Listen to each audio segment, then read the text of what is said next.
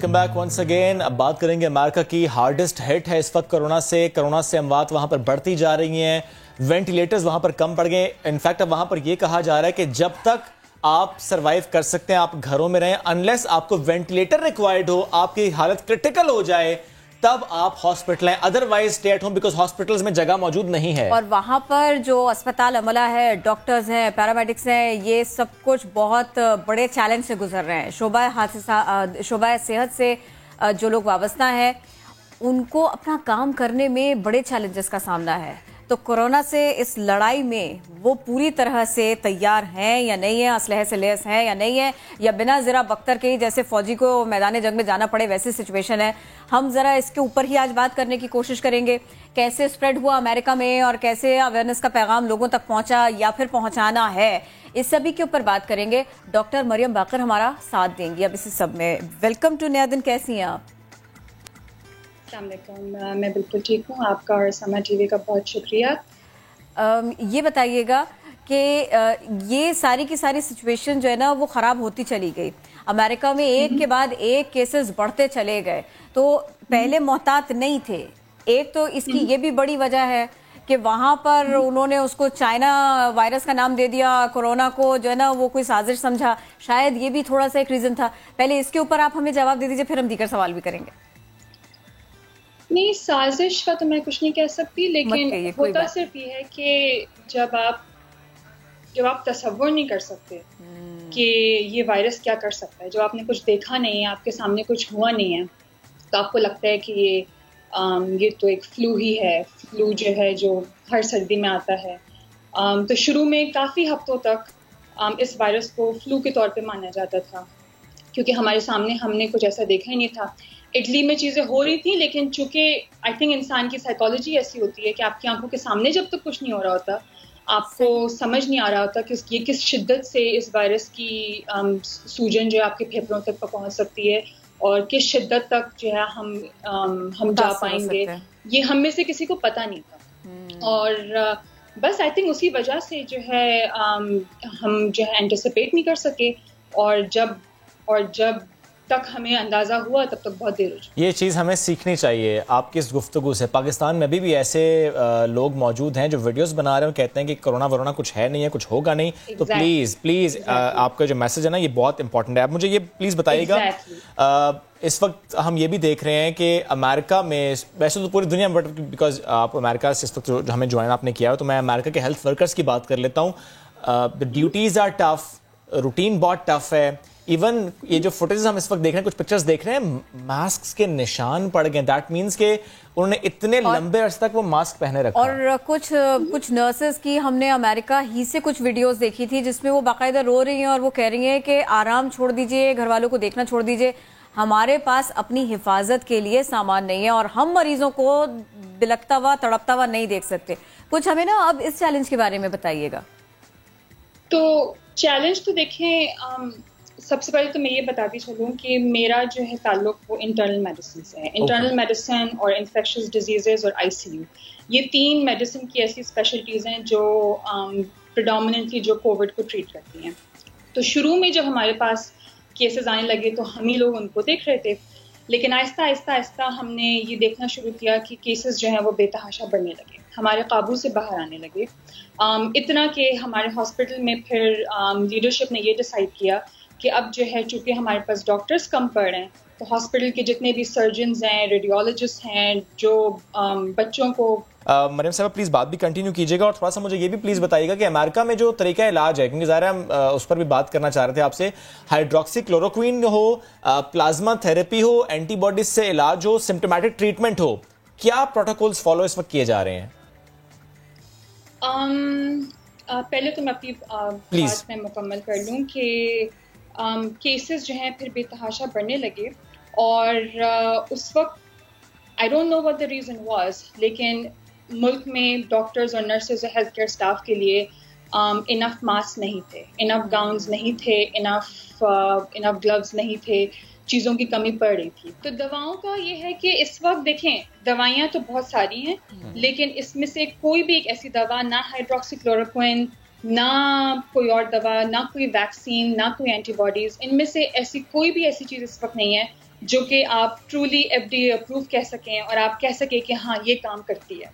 یہ کچھ دوائیاں ایسی ہیں جو کہ ہائیڈروکسی کلوروکوئن کچھ لوگوں میں شاید کام کر رہی ہو, لیکن اگر واقعی ہائیڈروکسی کلوروکوئن ایک میجک دوا ہوتی تو اس وقت ہمارے سارے مریض جو ICU میں ہیں وہ چل کے باہر جا رہے ہوتے. ہم بات کریں کہ امریکہ میں میسو ٹیسٹنگ ہو رہی ہے, تو امریکہ میں میسو ٹیسٹنگ آخر کس طریقے سے ہو رہی ہے؟ یعنی صرف PCR مشین کے تحت ٹیسٹ ہو رہے ہیں یا کہ IgG ٹیسٹ بھی ہو رہے ہیں؟ رابطہ بحال ہو گیا ہے. مریم صاحبہ, میں چاہتا ہوں ٹیسٹنگ پر ایک کامنٹ کر دیجیے گا. America is doing massive testing, how only PCR یا IgG ٹیسٹنگ بھی ہو رہی ہے اور بہت زیادہ ہو رہی ہے؟ لیکن شروع میں ہم یہ کر رہے ہیں کہ جب ہمارے پاس مریض آ رہے ہیں ہم ان کو ہائیڈروکسی کلوروکوئن ضرور دے رہے ہیں, ایون دو اس کی ابھی بھی کوئی ایسی تحقیق نہیں آئی ہے جس کے لیے میں کہہ سکوں کہ ہمارے پاس سائنٹیفک ایویڈنس ہے کہ ہائیڈروکسی کلوروکوئن جو ایک میجک دوا ہے. لیکن چونکہ یہ ایسی دوا ہے جو کہ ہمیں لگتا ہے کہ شاید کچھ لوگوں پہ کام کرے, کیونکہ ہمیں اس کا میکینزم آف ایکشن کچھ حد تک پتہ ہے اور ہمیں کچھ حد تک اندازہ ہے کہ شاید یہ کام کرے, تو ہم اپنے ہر مریضوں کو یہ دوا دے رہے ہیں. لیکن اس کے باوجود جو ہے میں دیکھ رہی ہوں وہ یہ ہے کہ پچھلے 4 سے 6 ہفتے میں یہ ضرور ہے کہ ہم نے کئی لوگوں کو گھر پہ ڈسچارج کیا ہے, اور تقریباً میرے ہاسپٹل میں فار ایگزامپل ہم نے 400 کے قریب لوگوں کو گھر بھیجا ہے. لیکن جس قسم کا 4 سے 6 ہفتے پچھلے 4 سے 6 ہفتے میں نے جس قسم کی شدت کے مناظر دیکھے ہیں, مجھے ایسا لگ رہا ہے کہ میں کوئی ڈراؤنا خواب دیکھ رہی ہوں اور میں اپنی نیند سے نہیں جاگی ہوں.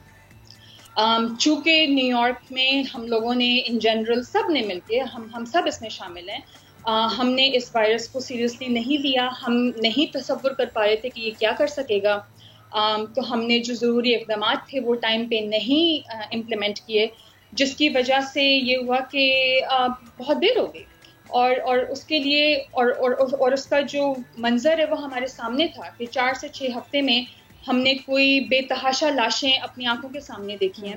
میں نے خود اپنی آنکھوں کے سامنے ایسے لوگوں کو مرتے ہوئے دیکھا ہے جو میری اپنی عمر کے تھے. تو یہ تو ہم کہتے ہیں کہ ہاں ضرور کہ بزرگ لوگ ہیں اور جن کی کوموربیڈیٹیز ہیں ان کا رسک تھوڑا سا زیادہ ہوتا ہے, لیکن ایسا نہیں ہے کہ یہ وائرس جو ہے وہ مجھ جیسی عمر کے لوگوں کے لیے خطرناک ثابت نہیں ہو سکتا. ICU میں میری عمر کے لوگ موجود ہیں. میں نے اپنی آنکھوں کے سامنے یہ دیکھا ہے کہ راتوں رات ہمارے ہاسپٹل میں جو مردہ خانہ تھا ادھر لاشیں رکھنے کی جگہ نہیں تھی, اور راتوں رات جو ہے وہ ہمارے ہاسپٹل نے اور نیو یارک کے کئی اور ہاسپٹلز نے فریزر کے لاشیں فریز کرنے کے ٹرک خریدے, کیونکہ ان کو لاش رکھنے کی ہمارے پاس جگہ نہیں تھی. آپ تصور کریں کہ ہم صبح 6:30 بجے اگر اپنی شفٹ سٹارٹ کرنے جا رہے ہیں تو سب سے پہلا منظر جو دروازے کے باہر ہم دیکھ رہے ہیں ہسپتال کے وہ یہ ہے کہ ایک فریزر کا ٹرک کھڑا ہوا ہے اور ہم اس سینیریو میں جا کے کام کر رہے ہیں. تو مطلب بہت مشکل تھا, اور جیسے میں نے بتایا کہ بیچارے مریضوں کو تڑپتا ہوا دیکھنا, اور سب سے بڑی جو چیز جو میرے لیے پرسنلی جو بہت زیادہ ایموشنل اور سائیکولوجیکل ڈسٹریس کا ذریعہ تھی وہ یہ تھا کہ انفیکشن کنٹرول کی پالیسی کی وجہ سے مریضوں کے فیملی ممبرس کو ہسپتال میں آنے کی اجازت نہیں ملی. ظاہر ہے ہمارا دل ٹوٹا اس پالیسی کی وجہ سے, لیکن یہ پالیسی ضروری تھی کیونکہ ہم گھر والوں کو نہیں آنے کی اجازت دے سکتے تھے. تو اس کے بعد جو ہم نے دیکھا وہ یہ دیکھا کہ یہ جو لوگ بیچارے مر رہے ہیں جن کے لیے ہم بالکل ہیلپ لیس پڑے ہوئے ہیں, اپنی طاقت میں جو کچھ تھا ہم نے کرنے کی کوشش کی, لیکن پھر بھی کافی ایسے لوگ تھے جن کو ہم نہیں بچا سکے, وہ ہماری آنکھوں کے سامنے مرے اور وہ اپنے پیاروں کے بغیر مرے. ان کے ارد گرد کوئی ان کا خاندان والا, کوئی ان کا فرد, کوئی ان کا دوست نہیں تھا جو ان کو ایک آخری دفعہ چوم سکے یا ایک آخری دفعہ ان کو گلے لگا سکے. میں نے ایسے لوگوں کی موت اپنے سامنے وٹنس کی ہے جس کو میں ویڈیو کال پہ فیملی کو دکھا رہی ہوں. تو بہت پینفل ہے, یہ بہت پینفل ہے. ظاہر ہے یہ سننا اتنا پینفل ہے, تو آپ نے تو اس کو ایکسپیرینس کیا, آپ نے تو اس کو دیکھا ہے, اور اسی لیے ہم دوبارہ سے جی بالکل, اور اس کو ڈسکرائب کرنے کا میرا مقصد یہ ہے کہ میں چاہ رہی ہوں کہ جو غلطی نیو یارک میں ہوئی ہے وہ کہیں اور نہ ہو, وہ کہیں اور نہ ہو, ناٹ جسٹ پاکستان, وہ کہیں پر بھی نہ ہو. ہم اس کو سیریس لیں, پریونٹیو میجرز لیں, اور ایگزیکٹلی ہم اس چیز سے سبق سیکھ لیں کہ جہاں پر ذرا سی غلطی ہوئی, ذرا سی کوتاہی ہوئی, وہاں پر پھر کیا سچویشن ہوئی. ڈاکٹرز, پیرامیڈیکل سٹاف ذرا آپ کے پاس فرسٹ ہینڈ انفارمیشن ہے, آپ لوگ کام کریں, دن رات کام کریں, لانگ شفٹس میں کام کریں, اور آپ لوگ اسے ایکسپلین کریں. سوری مریم صاحب, وقت کیونکہ کم تھا, آپ ساتھ موجود تھیں, بہت ہمارے ساتھ اپنے اس موضوع پر گفتگو کی. Please understand the severity of the situation especially in Pakistan, کیونکہ پاکستان میں مذاق اڑایا جا رہا ہے ابھی تک کورونا کا, پاکستان میں مذاق اڑایا جاتا ہے بہت سی ایسی باتوں کا, بہت سی ایسی اسٹیٹمنٹس کا, بہت سے گراف کا. ایگزیکٹلی, بالکل لائٹ نہ لیں. انداز, آواز, سب کچھ ویسے کا ویسا. آپ کو لیجنڈ کی یاد آ جائے, شکر گڑھ کا ایک نوجوان یاد دلاتا ہے استاد نصرت فتح علی خان کی, اپنے سٹائل کی وجہ سے, اپنی ڈیڈیکیشن کی وجہ سے. زاہد فتح علی خان, ان سے ملوائیں گے ہمارے نمائندے کاشف جاوید. ہم اس وقت شکر گڑھ کے نواحی علاقے ظفروال میں موجود ہیں, جہاں پہ ہمارے ساتھ زاہد علی خان فنکار موجود ہیں. اور یہ وہ فنکار ہیں کہ جن کو جب یہ سر بکھیرتے ہیں تو سروں کے بادشاہ استاد نصرت فتح علی خان کی یاد تازہ ہو جاتی ہے. آئیے ہم ان سے پوچھتے ہیں کہ لاک ڈاؤن جو حکومت نے ہدایت پہ لاک ڈاؤن کیا گیا ہے, یہ کیسے اپنا وقت گزار رہے ہیں. یہ گورنمنٹ نے اعلان کیا ہے کہ کرونا وائرس سے بچنا ہے, یہ پرہیز ضروری ہے, تو ہمارے فائدے کے لیے اعلان کیا ہے. اس لیے ہم اپنے گھروں میں بیٹھے ہیں کرونا وائرس کے پرہیز کو مد نظر رکھ کے. تو گانے کے حوالے سے جو بات آپ کر رہے ہیں, وہ خود ہی ہم غزل پنجابی گانا کوئی گا کے وقت گزارا کر رہے ہیں, گھروں میں بیٹھے ہیں. جی خان صاحب, یہ جو آپ نے اس جو سر سنگیت کی جو محفل سجاتے ہیں, اس کی باقاعدہ آپ نے کسی سے تربیت حاصل کی ہوئی ہے؟ جی, تربیت شروع سے تو میرے والد صاحب, انہوں نے مجھے سر اور گر کی شناخت کرائی, راگ راگنی کی. تو اس کے بعد والد صاحب کے ساتھ بھی میں ان کے ساتھ بھی پرچار کرتا تھا خان صاحب کا, کہ مجھے خان صاحب کی موسیقی کا, ان کا سننے کا بہت شوق ہے.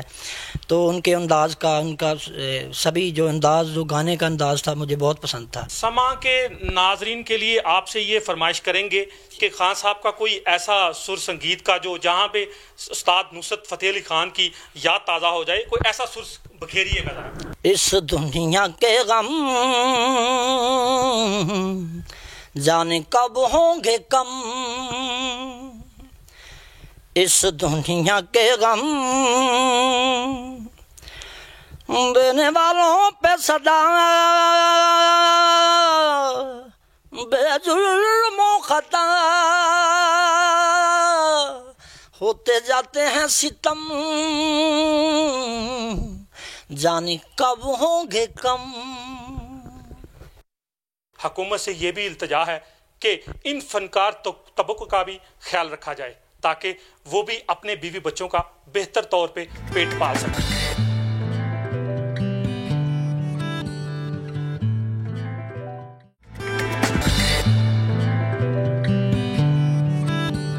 اور اب ذرا ہم بات کر لیتے ہیں کہ عوام کو کتنا معلوم ہے, کیا کیا معلوم ہے, اور عوام کا رجحان کیا ہے, خاص طور پر کورونا کنٹرول کرنے کے معاملے پر لوگوں کے کنسرنز کیا ہے. ایک سروے ہم آپ کے سامنے رکھتے ہیں. اس کے مطابق حکومت جو کچھ کر رہی ہے, لوگوں کو اس پر بھروسہ ہے. اقدامات کیسے کیے جا رہے ہیں, حکومتی حامیوں میں 22% اضافہ ہوا ہے. اس سلسلے میں بہت سارے امپورٹنٹ کوسچنز ہیں. جی, لاک ڈاؤن کے بارے میں لوگوں کی کیا رائے ہے, اور پھر اس کے علاوہ کنسرنز لوگوں کے کیا کیا ہیں, خاص طور پر جو معاشی دباؤ بڑھتا جا رہا ہے, لوگوں کی نوکریاں جا رہی ہیں, کاروبار ٹھپ پڑا ہے, آگے کے بارے میں کچھ نہیں پتا, قرضے کے بوجھ تلے دبے ہوئے ہیں پاکستانی بہت سارے.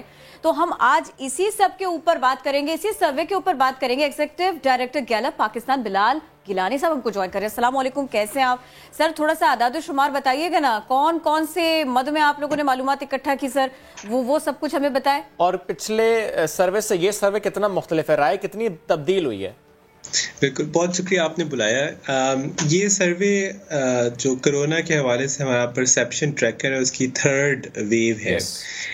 اس میں 2 طرح کے ہمیں اشاریے موصول ہوئے ہیں. کچھ اشاریے بہت مثبت ہیں اور کچھ اشاریے انتہائی منفی ہیں. میں مثبت پہلوؤں سے آغاز کروں گا. صحیح. سب سے مثبت بات یہ ہے کہ کرونا کے تھریٹ کو لوگ اب بہت کریڈبلی لے رہے ہیں اور اس کے لیے کوئی پریکاشنری میجرز بھی لے رہے ہیں.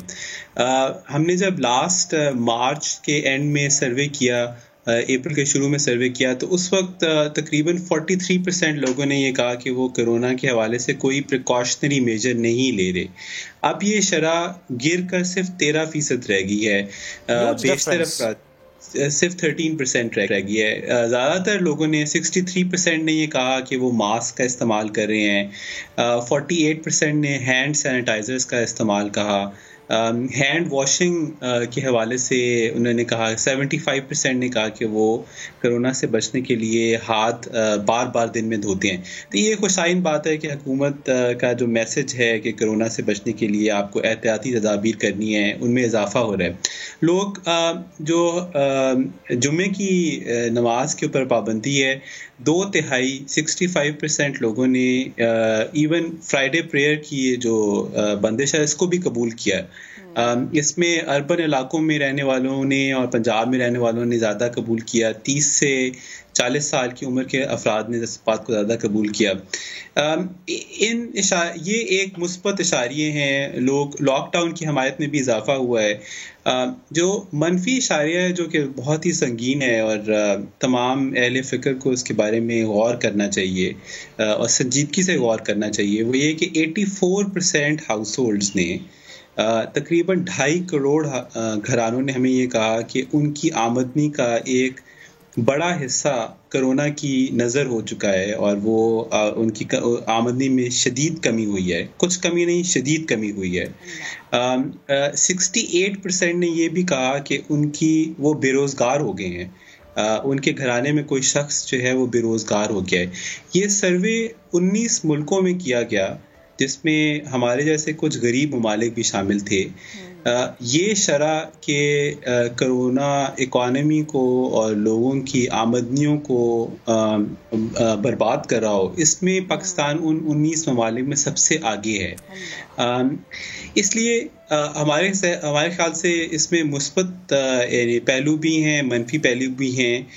یہ بات بھی دیکھنے کی ہے کہ ابھی تک عوام نے حکومت کے ساتھ بہت تعاون کا مظاہرہ کیا ہے، اس کے باوجود کہ ان کی آمدنیوں میں شدید کمی آ رہی ہے، وہ برے حالات میں ہیں. بلال صاحب یہاں پر ہی آپ سے سوال کرنا چاہوں گا بیکاز جو آپ نے کہا کہ بہت سے اور ممالک میں بھی یہی سروے کیا گیا ہے کہ آمدنی کا کتنا حصہ اس کی نظر ہو گیا ہے، اور آپ نے کہا ہائیسٹ فگر ہے پاکستان کی وچ از 68%.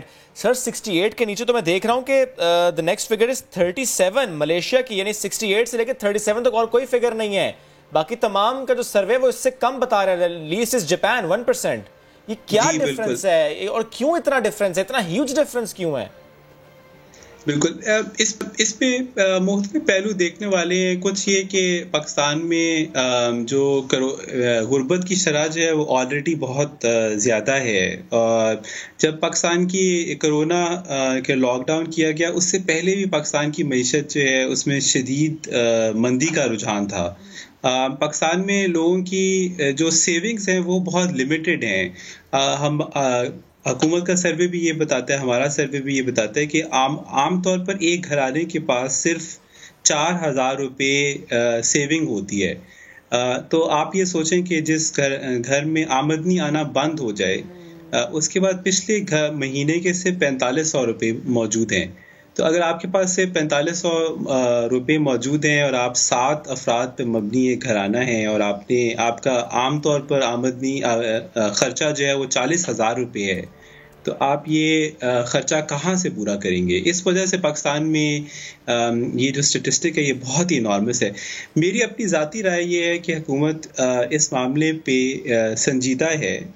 جو کیش ٹرانسفر پروگرام شروع کیا گیا ہے جو 12 ملین افراد کو ملے گا، وہ ایک اچھی کاوش ہے.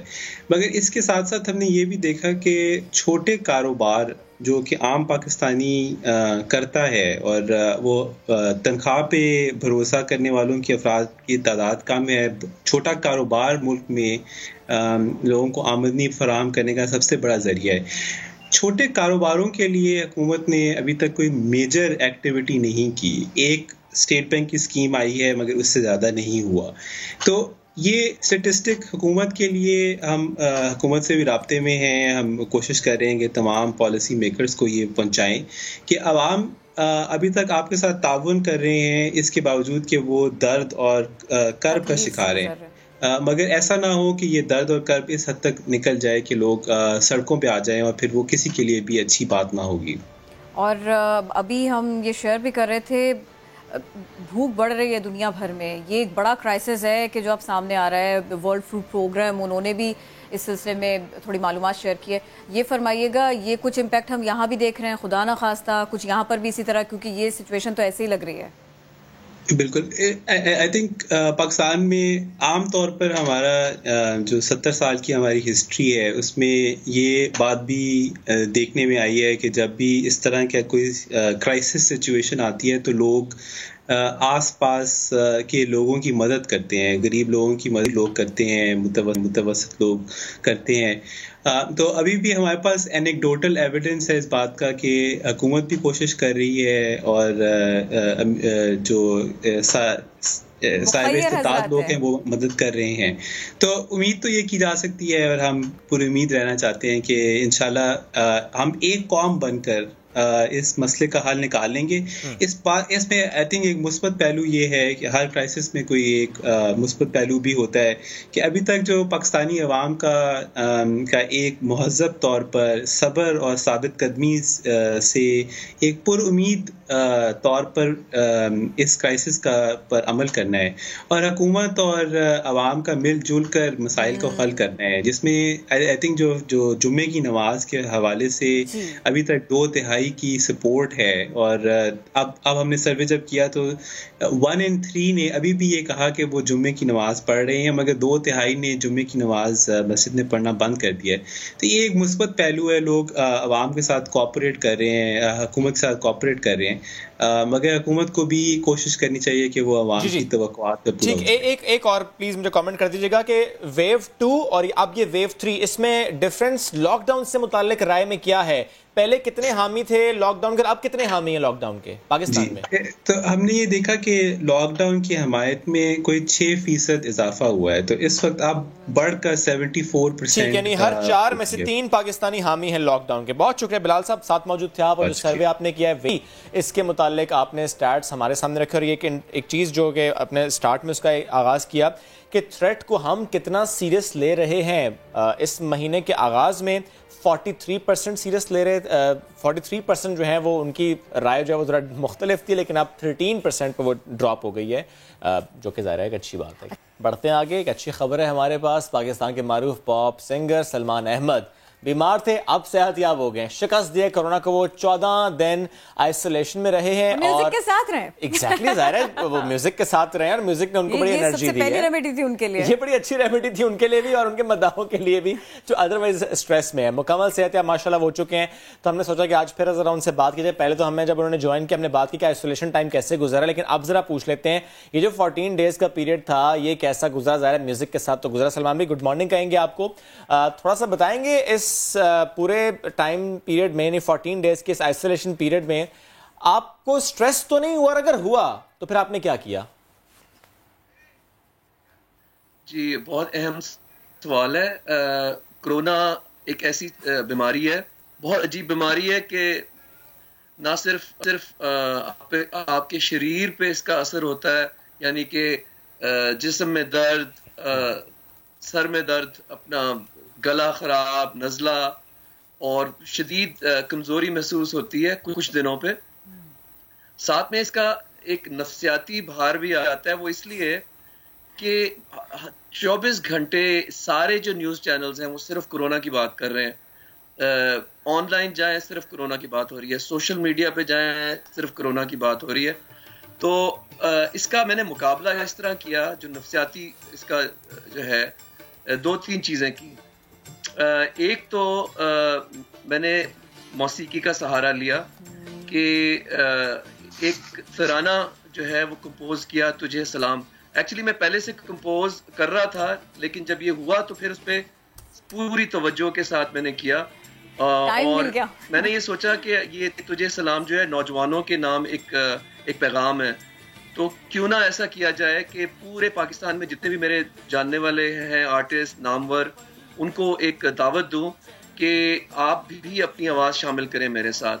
تو یہ تقریباً 100 لوگوں نے, مطلب میرے خیال میں پاکستان میں پہلی دفعہ ایسا ہے کہ ایک ترانے کے اوپر 100 لوگوں نے حصہ لیا, جن میں singers, musicians, percussionists, engineers, front line workers, مطلب ہر بندہ آرمی کے لوگ بھی جو ہے ہمارے میجر سعد ایک آرمی کے ہیں, انہوں نے بھی اپنی آواز بلند کی اس کے اندر.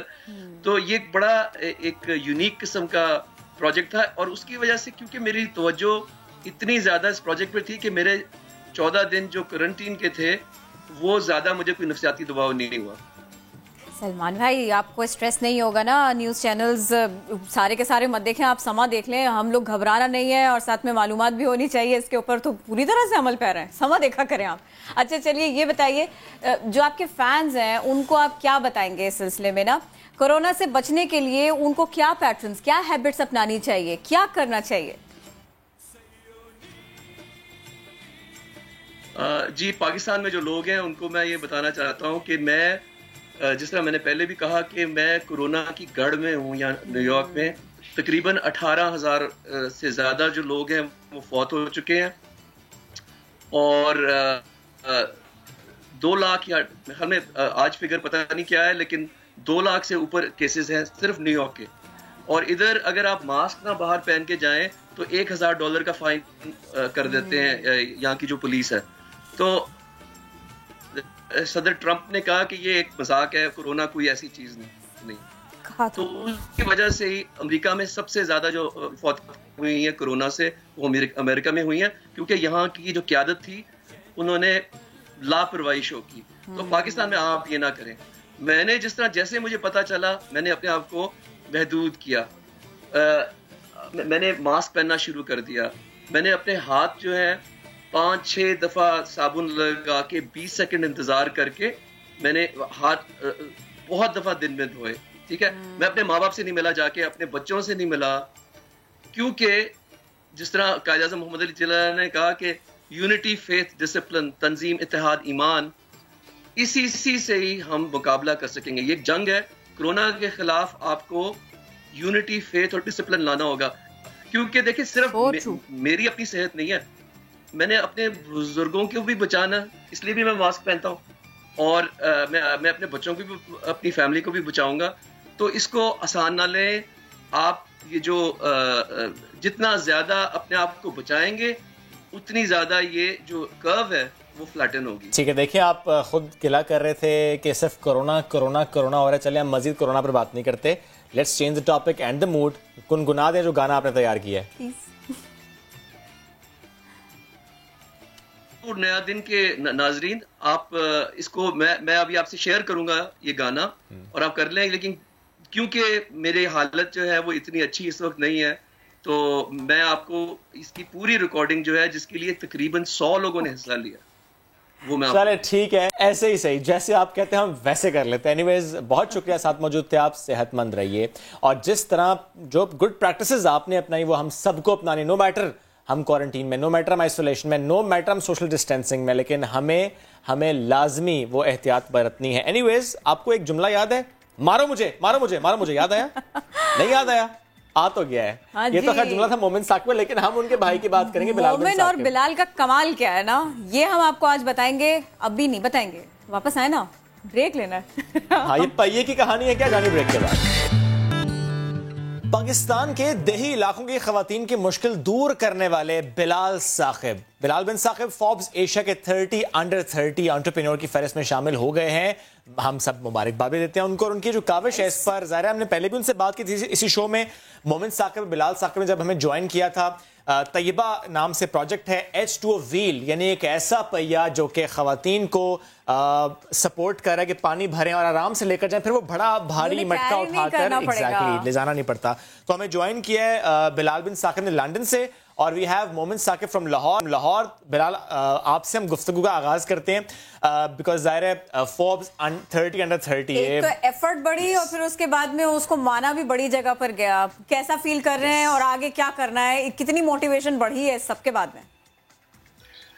جی بالکل, بہت اچھا فیل کر رہی ہیں. ایک مومنٹ ملا ہے جہاں پہ ایک اپرچونٹی ملی ہے, پاکستان کا نام روشن کر سکتے ہیں ایک گلوبل لینڈسکیپ میں, کیونکہ ایشیا میں سے بالکل 30 لوگ سلیکٹ ہوئے ہیں اور اس میں نام آیا ہے. موٹیویشن ایز سچ مل جاتی ہے, ایسی چیزیں مل جائیں تو ٹھیک ہے, لیکن جب تک آپ کا پرپس بڑا کلیئر اور ڈیفینیٹو ہو تو آپ کو پتا ہوتا ہے کہ آپ کیوں کر رہے ہیں. اور موٹیویشن آپ کی مجھے لگتا ہے پھر اوپر سے آتی ہے اور اندر سے آتی ہے. یہ باہر کی چیزوں سے اتنی فرق نہیں پڑتا. بے شک. اور یہ بھی بتائیے گا اب آج کل تو اب آپ کو جو ہے نا وہ فزیکل ڈسٹینسنگ ہے, سوشلی کنیکٹ رہنا ہے, یہ سب کچھ کرنا ہے, اور ساتھ میں جو اچھا کام آپ نے سوچ کے رکھا ہے اس کو بھی کرنا ہے, یہ سب کچھ آگے لے کر جانا ہے. فی زمانہ کیا کر رہے ہیں؟ بالکل گھر میں بیٹھے ہیں, کوئی کام نہیں ہو رہا, یا اس سلسلے میں تھوڑا سا ایکٹیو ہیں آپ؟ نہیں, جس طرح کہ ہم نے, آپ کو پتا ہے ہم ویسے تو بیٹھ نہیں سکتے, تو ہم نے یو کے میں ایک انیشیٹو شروع کی ہے جہاں پہ ہم ہسپتالوں میں ڈاکٹرز اور نرسز کو فری کھانا دے رہے ہیں, کیونکہ یہاں پہ تو ریسٹورینٹس وغیرہ سب کچھ بند ہے. یہاں پہ تو بہت برا امپیکٹ ہوا ہے کورونا کا. تو ہم نے ایک انیشیٹو شروع کیا ہے 1 ملین میلز, جو کہ ڈیوڈ بیکم نے سپورٹ کیا ہے. ہمیں بورس جانسن پرائم منسٹر جو ہے اس کی طرف سے بھی ای میل آئی ہے. تو یہ مومن اور میں نے مل کے 2 اور لوگوں کے ساتھ شروع کیا ہے, وہ وہاں پہ بیٹھا ہوا ہے. ہم یہاں پہ تو یہ ٹیکنالوجی کو یوز کر کے ہم ہسپتالوں میں یہاں کے ڈاکٹرز اور نرسز کو کھانا دلوا رہے ہیں سوشل ڈسٹینسنگ کرتے ہوئے. تو آئی تھنک کہ یہ بڑا زبردست ٹائم ہے. جس طرح اللہ بھی کہتا ہے کہ with every difficulty comes ease, ہر برے وقت کے بعد ایک اچھا وقت ہے. With adversity comes opportunity. تو آپ کس طرح دیکھتے ہیں, کس پرسپیکٹو سے دیکھتے ہیں. تو ابھی بھی یہ ٹائم ہے ریفلیکٹ کرنے کا, دیکھنے کا کہ یار ہم کیا بہتر کر سکتے ہیں, ہماری زندگی کیسے جا رہی ہے, کیا living the same week again and again صحیح جو ہم کر رہے تھے, از دیٹ ریئلی لائف؟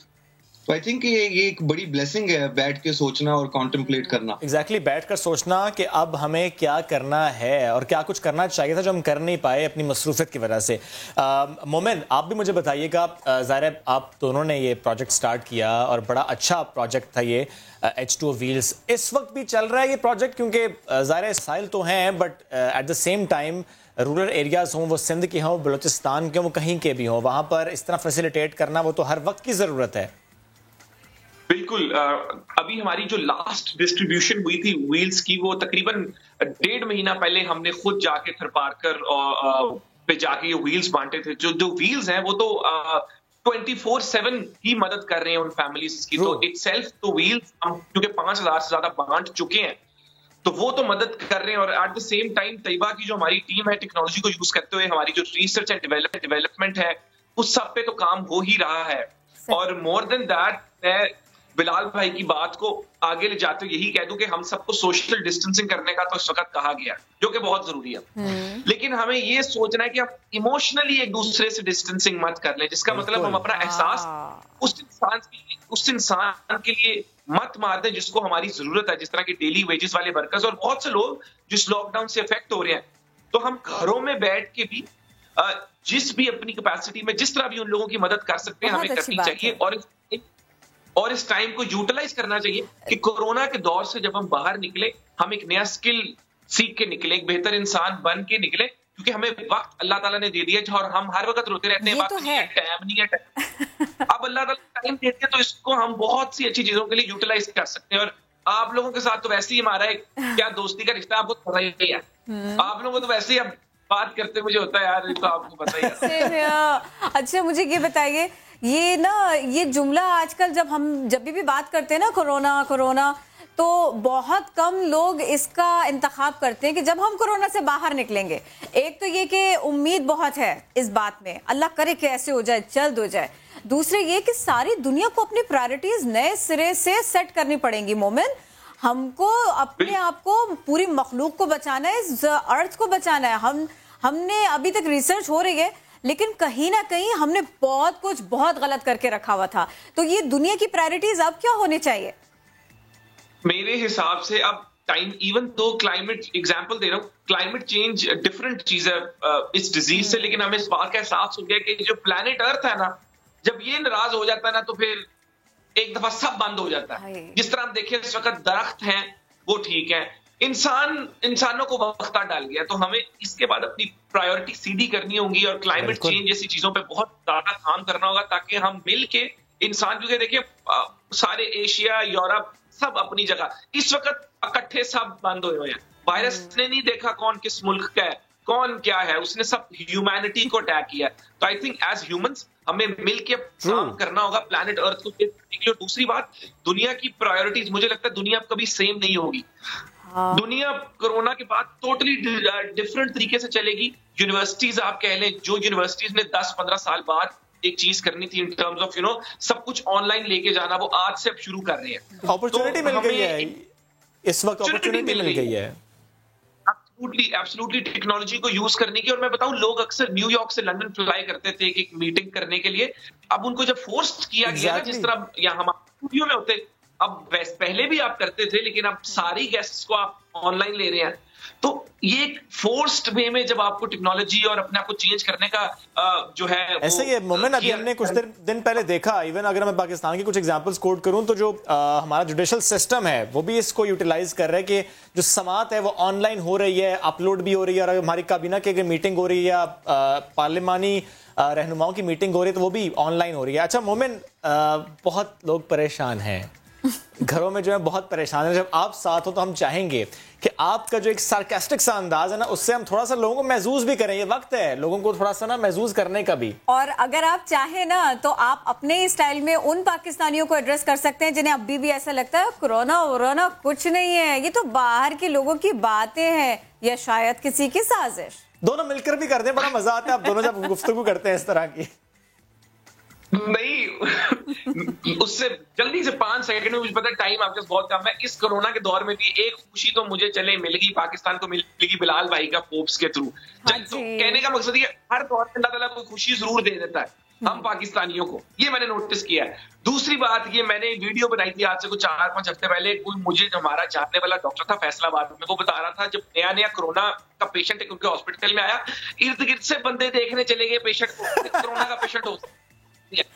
وہ میں نے سر پکڑ لیا, میں نے یار کیسی وہاں میں, اللہ معاف کرے, ان کو کہا ہے کہ بھائی یہ دوسرے سے دور ہو, یہ دیکھنے جا رہے ہیں. او کو میوزیم تھوڑی آپ دیکھو پکنک بنانے جا رہے ہو آپ کے, بھائی ہم دیکھیں کورونا کا پیشنٹ کیسے ہوتا ہے. تو یہ بہت ضروری ہے کہ ایک دوسرے سے آپ لوگ دور رہو, کیونکہ اسی میں ورنہ آپ کافی ہو. اگر آپ ایک مرڈرر نہیں بننا چاہتے, اگر آپ دوسروں کی جان بچانا چاہتے ہو, کچھ کیے بغیر اس سے بڑا موقع نہیں مل سکتا. کچھ کیے بغیر گھر بیٹھ اس سے بڑا. اور کچھ لوگوں کو تو عادت ہے, میرے بڑے دوست ہیں جو سالوں سے گھروں سے باہر نہیں نکلے, اب ان کو پرابلم ہو رہا ہے, باہر نہیں جانے دے رہے. میں نے کہا تسی پہلا کدھر نکلے ہو, یونیورسٹی میں پڑھتے, میرے دوست یونیورسٹیوں میں ہمارے ساتھ کبھی کلاس بھی نہیں گئے, سوتے رہتے تھے ساری دیہڑی کمرے میں. اب ان میں کہ تسی پہلا کبھی باہر نکلے ہو. تو اس ٹائم کو یوٹیلائز کرو, جو بیچارے جو گھر پہ ہیں, پڑھو لکھو, اچھی چیزیں سیکھو, اچھے لوگوں سے بات کرو, نیا دن میں انجوائے وغیرہ کرو, اور بلال بھائی کو خوب ساری انجوائے کرو.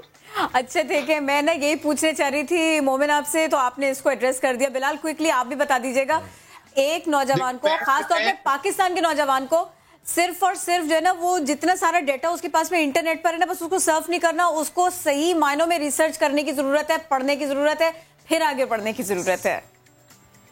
بالکل. اور یہ کورونا کے پوائنٹ پہ میں آپ کو کہوں گا کہ یہ مجھے لگتا ہے ایک یہ ٹرائل ہے کور کا, کہ جس طرح یہ سوشل ڈسٹینسنگ کے ساتھ ہر بندہ الگ الگ ہو گیا, تو یہ ایک بڑا زبردست موقع ہے کہ بندہ اپنا دین اور دنیا دونوں کے بارے میں سوچے. اور اب تو آگے ویسے بھی رمضان آ رہا ہے, زیادہ سے زیادہ دعائیں کر لیں. جی, اور دوسرا بات یہ کہ اگین ہمارے پاس ایکسیس ہے ٹیکنالوجی کا, اور اب پریٹی مچ مجھے لگتا ہے کہ جس نے کچھ سیکھنا ہے, کچھ کرنا ہے, وہ بے شک پاکستان میں بیٹھا ہو, بے شک یوگانڈا میں بیٹھا ہو, بے شک یو کے میں بیٹھا ہو, ان کا ایک فیئر پلینگ گراؤنڈ ہے ایکسیس ٹو انفارمیشن کا. وہ انفارمیشن کو وہ کس طرح یوٹیلائز کرتے ہیں, کیا وہ اپنا ٹائم انسٹاگرام, فیس بک, ٹک ٹاک پہ ویسٹ کرتے ہیں, یا وہ آن لائن اس وقت جا کے ریسورسز, اسکلز اور نئے ایکسپیرینسز لرن کرتے ہیں جو آگے جا کے ان کو ایک بیٹر انڈیویجول بنائیں گے اور انہیں ہیلپ کریں گے. ایکسکیوز کوئی نہیں ہے اب.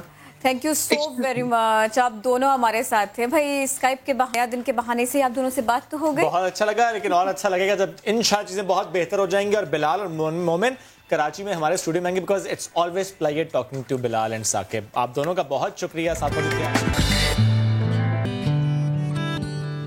ڈاکٹرز کیا کچھ کہہ رہے ہیں, تاجر کیا چاہ رہے ہیں, کتنے پریشان ہیں, اور اب آگے وہ کیا کرنے جا رہے ہیں. معاملات کچھ بگڑ بھی رہے ہیں, کچھ الجھ بھی رہے ہیں. ٹیسٹنگ کا معاملہ ہے, یہ کتنا اس کے اوپر فوکس ہے صوبائی حکومت کا, ہم اس سب کے اوپر بات کریں گے وزیر تعلیم سندھ سعید غنی صاحب سے, اور انہی سے سارے کے سارے سوالوں کا جواب لیں گے. ویلکم ٹو نیا دن. سر یہ بتائیے گا, تاجر تو کہہ رہے ہیں کہ اب وہ مذاکرات نہیں کریں گے, اب آپ لوگوں کا کوئی رابطہ ہوا ہے, اب آپ ان کو منانے کی کوشش کریں گے؟ میٹنگز تو آپ لوگ کر رہے ہیں بہت دیر تک, یہ ہم سب کو پتہ ہے. نہیں جی، فی الحال تو ہمارا رابطہ نہیں ہوا، لیکن ایک چیز میں بتا دوں کہ ہماری کوئی ڈیڈ لاک بھی نہیں تھا، اور جو کمیٹی بنائی تھی چیف منسٹر صاحب نے، جس میں میں بھی شامل تھا، میرے ساتھ 3 اور منسٹرز بھی تھے، ہمیں 24 گھنٹے میں پروپوزل دینے کی بات کی گئی تھی. ہم نے ان تمام تنظیموں سے مشاورت کرنے کے بعد چیف منسٹر صاحب کو اپنی رپورٹ دے دی تھی، اور اس کے بعد سی ایم صاحب نے ان کو یہ بتایا تھا کہ فیڈرل گورنمنٹ کے ساتھ کنسلٹیشن کے بعد جو کنسنسس بنے گا ہم آپ کو اجازت دے دیں گے. تو کوئی ڈیڈ لاک نہیں تھا، کوئی ایشو نہیں تھا، صرف اس بات کا انتظار تھا، اور وہ بھی ان کو پہلے بتایا گیا تھا کہ اس میں 3-4 روز لگیں گے. اب مجھے نہیں سمجھ آتی کہ کس کے اشارے پر، کس کی ایما پر چند لوگوں نے آج یہ صورتحال پیدا کر دی ہے، لیکن میرا خیال ہے کہ رابطہ ہو جائے گا. ہم تو چاہیں گے کہ ہماری توجہ کورونا پر ہی رہے، وہ اس وقت اس ملک کا سب سے بڑا ایشو ہے، اور یہ جو ہماری توجہ بانٹنے کے لیے کچھ اور مسائل پیدا کیے جا رہے ہیں، یہ نہ صرف میں سمجھتا ہوں بہت بڑی زیادتی ہے کراچی کے اور صوبہ سندھ کے شہریوں کے ساتھ، بلکہ یہ اپنے ساتھ بھی بہت زیادتی کر رہے ہیں، اس لیے کہ ہماری کوشش ہے کہ ہم شہریوں کو اس وبا سے بچائیں، اس وائرس سے بچائیں، جس میں یقیناً ان تاجروں کی فیملیز، ان کے بچے بھی آتے ہیں.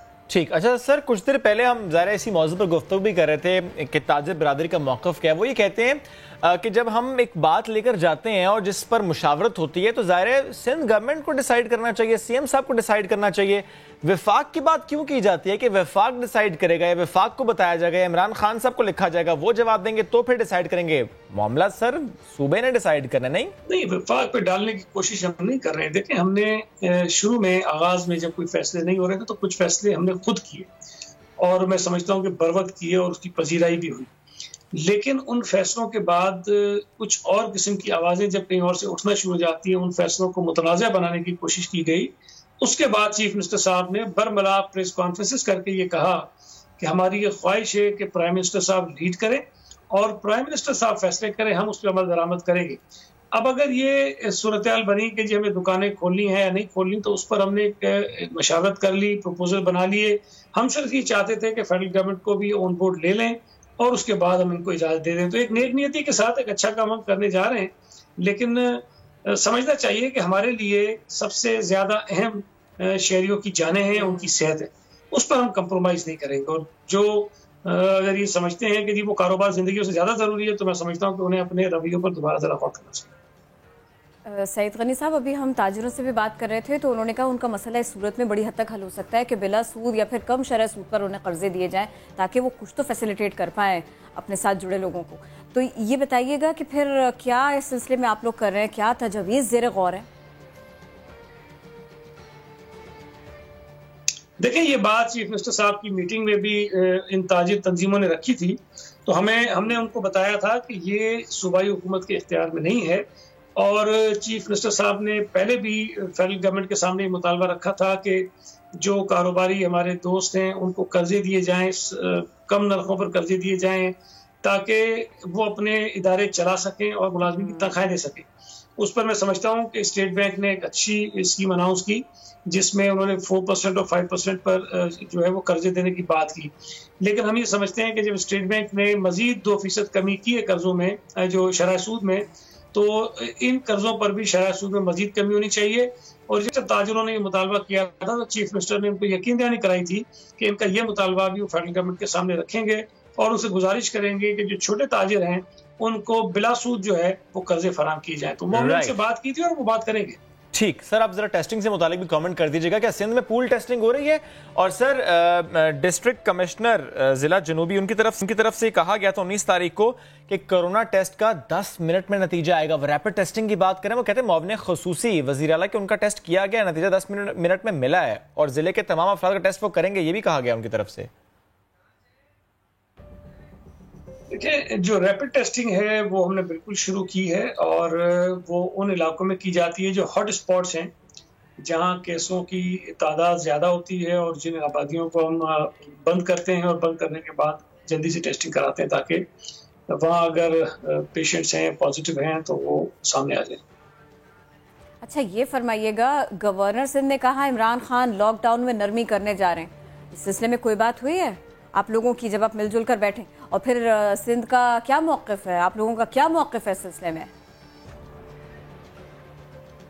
دیکھیں، این سی سی میں جو بات ہوئی تھی، جو فیصلے ہوئے تھے، ان پر تو عمل درآمد ہو رہا ہے. اس میں ایکسپورٹ اورینٹیڈ جو فیکٹریز ہیں، جو انڈسٹریز ہیں جن کے پاس ایکسپورٹ کے آرڈرز ہیں، ان کو ایس او پیز کے ساتھ کھولنے کی اجازت دینے کی بات تھی، وہ ہم نے شروع کر دیا ہے۔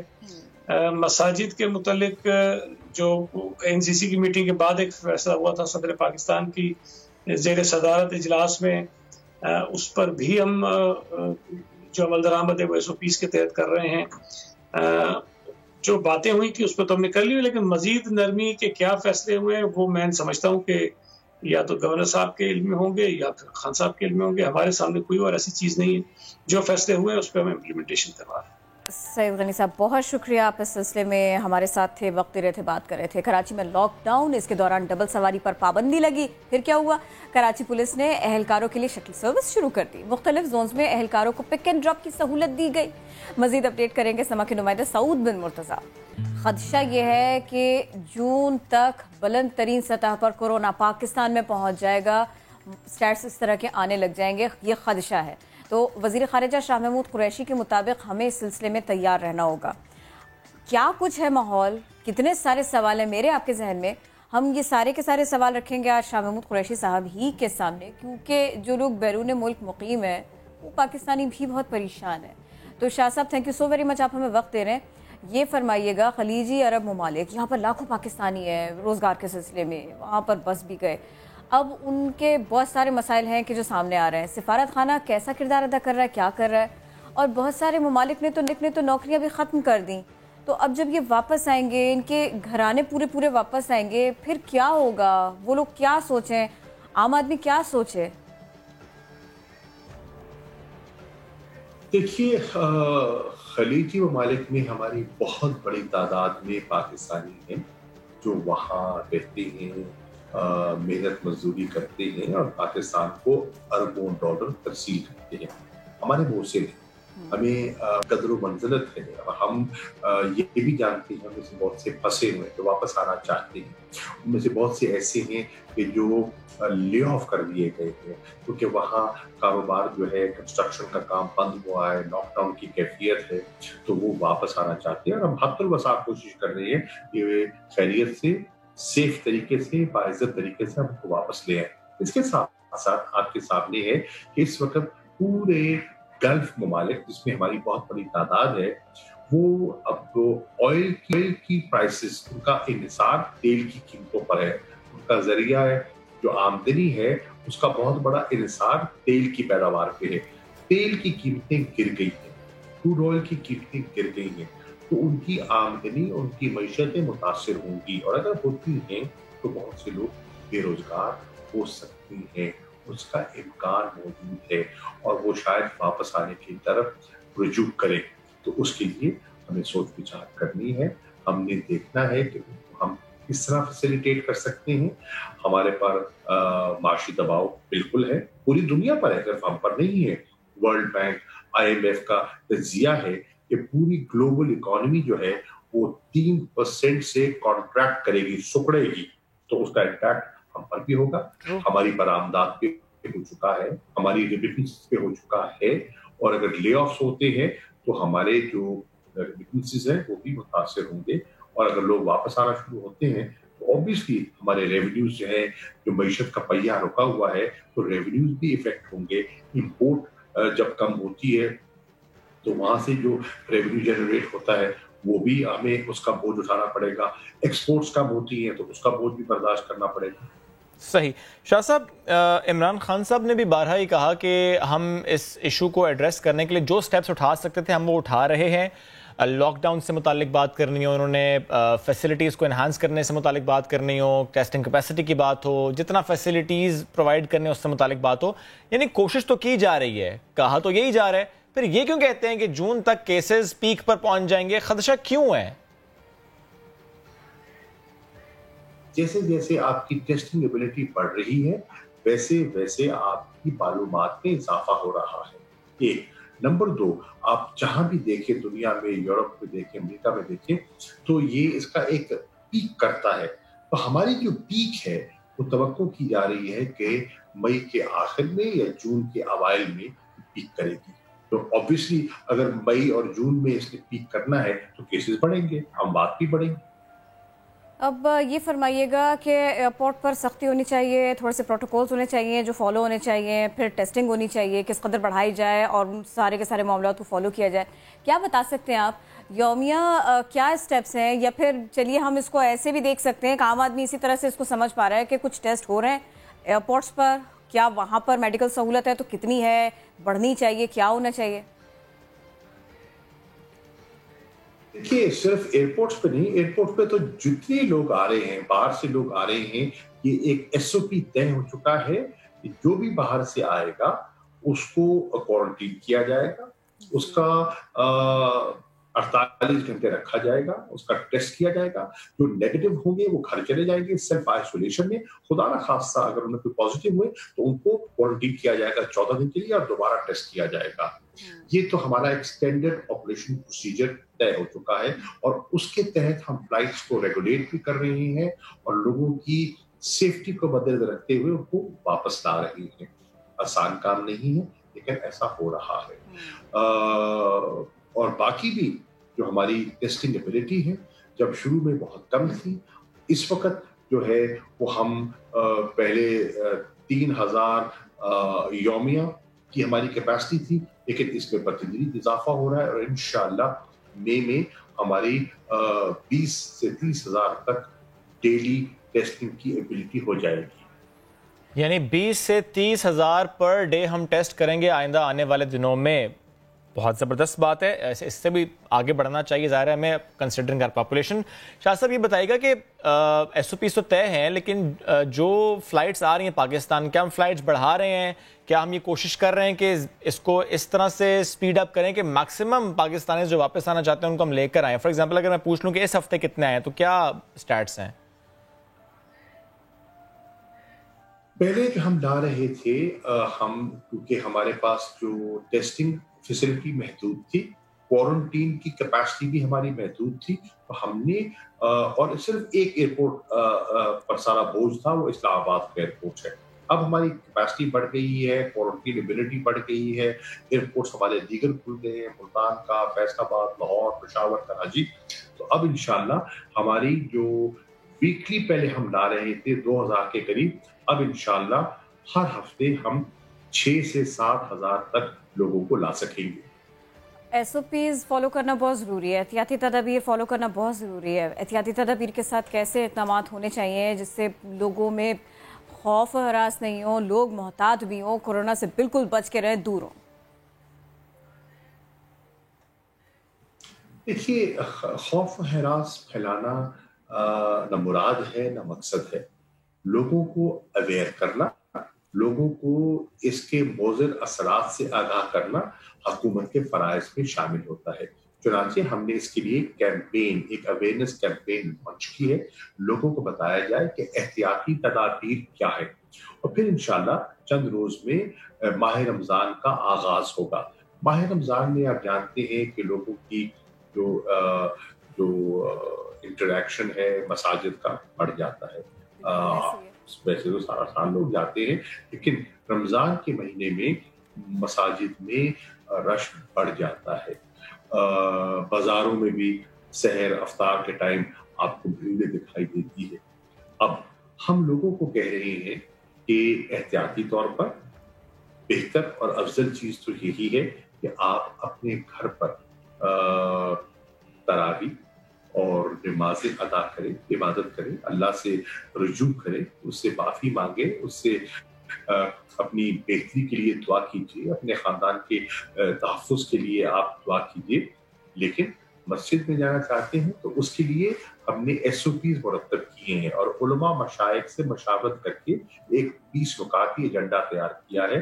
اور ہم توقع کر رہے ہیں، حکومت توقع کر رہی ہے کہ ہمیں علماء کی، مشائخ کی حمایت حاصل رہے گی تاکہ جو ایس او پیز طے ہوئے ہیں ان کے تحت مساجد میں نماز اور تراویح اور جمعہ کی ادائیگی ہو سکے. اور یہ ذمہ داری انہوں نے ہمارے ساتھ اٹھانے کا فیصلہ کیا ہے کہ ہم ان ایس او پیز کو لاگو کریں گے. میری درخواست ہے کہ ہر مسجد میں ایک کمیٹی بنائی جائے جس کی ذمہ داری ہو کہ جیسے جیسے حکومت نے ان کی بہتری اور ان کے احتیاط کے لیے، ان کی بقا کے لیے ان کو مشورہ دیا ہے، اس پر عمل پیرا ہونے کے لیے وہ انتظامیہ سے تعاون بھی کرے اور دیگر نمازیوں سے بھی گزارش کریں کہ وہ احتیاط کریں. صحیح. اچھا شاہ صاحب، گزشتہ روز ایک خبر آئی کہ چائنا نے کلینکل ٹرائل کے لیے پاکستان کو ویکسین دی ہے. ویسے تو کلینکل ٹرائل کہیں پر بھی ہو اس سے فرق نہیں پڑتا، پاکستان میں ہو کہیں اور ہو، جس نے بنائی اپنے ملک میں کر لے اس سے فرق نہیں پڑتا، کیونکہ ظاہر کلینکل ٹرائل کمپلیٹ ہوگا، اس کے بعد ہی لارج اسکیل پروڈکشن ہوگی، اس کے بعد ہی ایکسپورٹ ہو سکتی ہے. لیکن مجھے بتائیں کہ جب یہ ویکسین کا کلینکل ٹرائل مکمل ہو جائے گا، ہماری سفارتکاری اتنی مؤثر ہے کہ چائنا کی پہلی ترجیح پاکستان ہو ویکسین دینے کے لیے؟ دیکھیے اس وقت ایکسپیریمنٹس کیے جا رہے ہیں. سب کی خواہش ہے کہ جلد از جلد ایک ویکسین آ جائے جو اس بیماری کا توڑ ہو، لیکن ابھی حتمی طور پر کچھ کہنا قبل از وقت ہے. ایکسپیریمنٹ ہو رہے ہیں، اللہ کرے اس پہ کامیابی ہو، اور کامیابی کے بعد جب وہ ٹیسٹ ہو جاتی ہے اور اس کو اپروول مل جاتا ہے تو اس کی پھر پروڈکشن میں بھی ٹائم لگے گا. ابھی اس میں ایک وقفہ ہے، کوئی اتنا جلدی ہمیں سولوشن دکھائی نہیں دے رہا. اچھا شاہ صاحب، وہ والی بات کریں نا جو آپ ابھی بریک میں ہم کو بتا رہے تھے ہماری ٹیم کو. میں یہ چاہ رہی تھی، ہم اس کے اوپر بات کر رہے تھے کہ کنفیوژنس کم سے کم ہونی چاہیے، میڈیا کا کردار کیا ہونا چاہیے، کون کون کیسے کیسے کام کر رہا ہے. ہم اس پلیٹ فارم سے پوری کوشش کرتے ہیں کہ بات جو حق ہے وہ سب کے سامنے ہو، بات جو درست ہے وہ سب کے سامنے ہو. تو ہماری یہ کوشش ہے اور آپ کا ساتھ سر ایک دو ورڈز اس کے لیے. میں آپ کے چینل کا اور نئے دن پروگرام کا بہت مشکور ہوں. روزانہ آپ لوگوں کو آگاہی دیتے ہیں، آپ لوگوں کو ایجوکیٹ کرتے ہیں، لوگوں کے مسائل سے آپ ہمیں آگاہ کرتے ہیں، اور ایک ٹو وے کمیونیکیشن کا جو سلسلہ آپ نے شروع کیا ہے وہ قابل ستائش ہے، قابل تعریف ہے. میں جتنا آپ کا شکریہ ادا کروں، اور میڈیا کا قومی یکجہتی میں، نیشنل کنسنسس کے مرتب کرنے میں، لوگوں کو ایجوکیٹ کرنے میں، اویئر کرنے میں جو آپ کا کردار ہے وہ بہت اہم ہے. اور مجھے خوشی ہے کہ پاکستان کا میڈیا بالعموم یہ کردار ادا کر رہا ہے. بالکل، ایک قوم بنیں گے تو اس سے لڑیں گے. بہت شکریہ آپ کے وقت کا، ساتھ موجود تھے آپ. بڑھتے ہیں آگے، بچوں کی بات کر لیتے ہیں. بچے کس طرح کرونا سے بچنے کی کوشش کر رہے ہیں اور ساتھ ساتھ میسج بھی دے رہے ہیں، وہ کیوٹ سے میسیجز آپ کو دکھاتے ہیں. یس.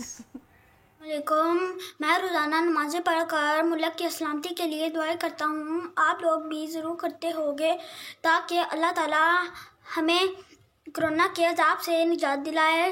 Stay home, stay safe. Corona virus سے ڈرنا نہیں، رہنا ہے. آپ اپنے گھر میں بیٹھ کے ہینڈ واش کریں اور گھر سے باہر بالکل نہیں نکلیں، ورنہ کرونا وائرس پھیل جائے گا. کرونا سے ڈرنا نہیں، لڑنا ہے. پاکستان زندہ باد.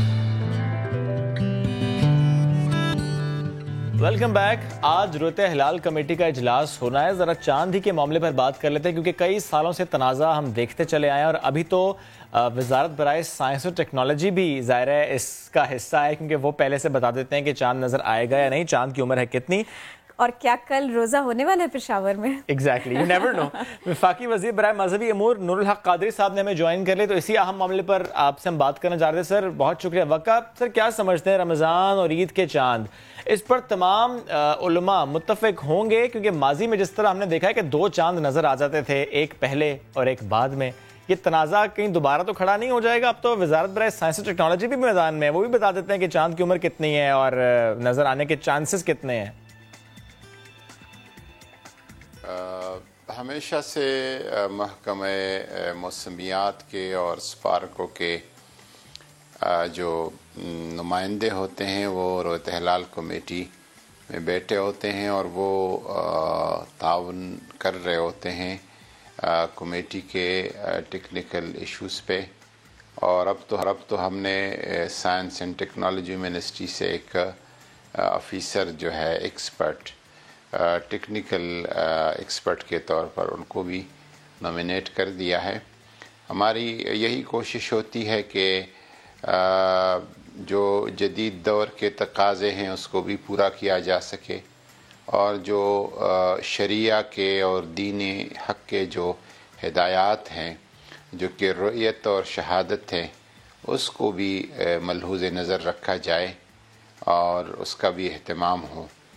باقی رہی مرکزی رویت ہلال کمیٹی اور مفتی شہاب الدین پوپلزئی صاحب کا ایک دیرینہ تنازع ہے، فیلڈ مارشل ایوب خان کے زمانے سے 60 سے یہ چلا رہا ہے، اور کوئی اس کا مطلب ہے کہ ابھی تک ایک مستقل حل نکلا نہیں ہے۔ ہم کوشش تو کر رہے ہیں کہ دونوں ایک پیج پہ ہو اور وہی اعلان ہو جو کہ مرکزی رویت ہلال کمیٹی کرتی ہے۔ اس کے لیے ہم مسلسل رابطے میں بھی ہیں سب کے ساتھ۔ اللہ کرے کہ اس سال کوئی عید ایک ہی ہو جائے اور ہماری جو گزارشات ہیں ان پہ وہ غور فرمائیں۔ یعنی سر ابھی تک کوشش کی جا رہی ہے، لیٹس سی کیا ہوتا ہے۔ بہت شکریہ آپ کے وقت کا۔